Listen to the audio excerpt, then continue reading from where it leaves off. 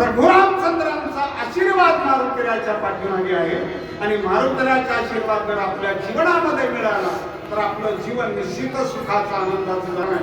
म्हणून मारुतीला काय अशी वैशिष्ट्य. तीच भक्ती करत असताना जर भक्ती नाही केली अधर्म निर्माण होतो, पाप पुण्याची गणना होते, पुण्य नाहीस होतं, पापाची वृद्धी होते आणि पापाची वृद्धी झाली की ती पापाची वृद्धी नाहीशी करण्याकरता आणि धर्माचं रक्षण करण्याकरता भगवान परमात्मा अवतीर्ण होतो. धर्मरक्षावया अवतार घेशी आपल्या बाळशी भक्त गणा.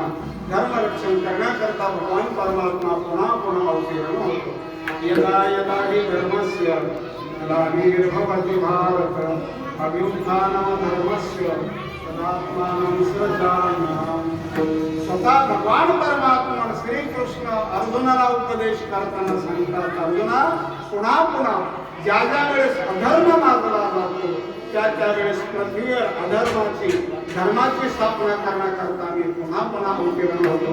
असं तुकाराम महाराज अर्जुनाला सांगत असताना भगवान श्रीकृष्ण म्हणतात. त्याच पद्धतीप्रमाणे तुकाराम महाराज म्हणतात तो भगवान परमात्मा पुन्हा पुन्हा येतो. ते कशा करतात? धर्मरक्षा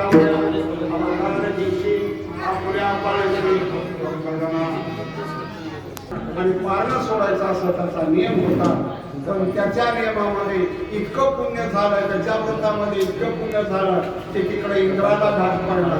इंद्राने दुर्वासा ऋषीला बोलवलं आणि दुर्वासा ऋषीला बोलवून सांगितलं, हा अंबरीष राजाचं पुण्य नाहीस करा. दुर्वास मुनी आले, अंबरीषाला छळण्याचा प्रयत्न केला, भगवान परमात्माचा धावा केला. आता त्याचा इतिहास पूर्ण सांगत नाही, आपल्याला वेळ घेत नाही.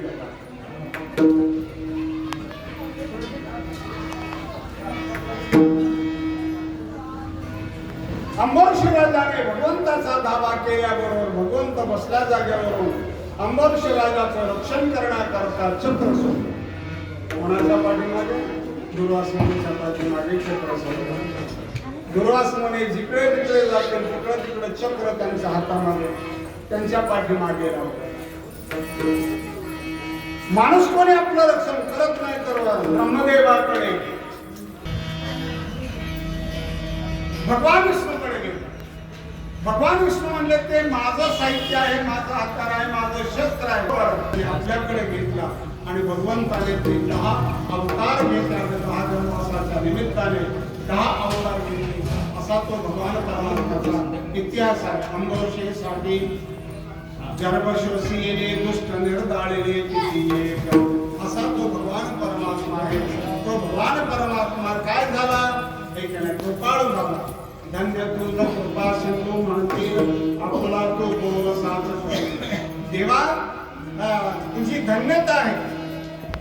आतापर्यंत अनेकावर कृपा केली, अनेकांचा उद्धार केला, अनेकांचा नाश करून भक्तांचं रक्षण केलं, धर्मावर आलेली गाणी नाहीशी करून त्याचा संरक्षण केलं धर्माचं.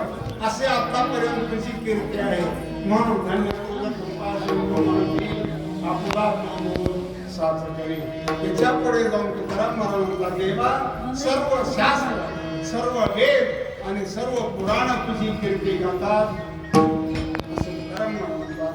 तुकाराम म्हणे तुझ वर्णिती पुराणे होय नारायणे दया सिंधू. तुका म्हणे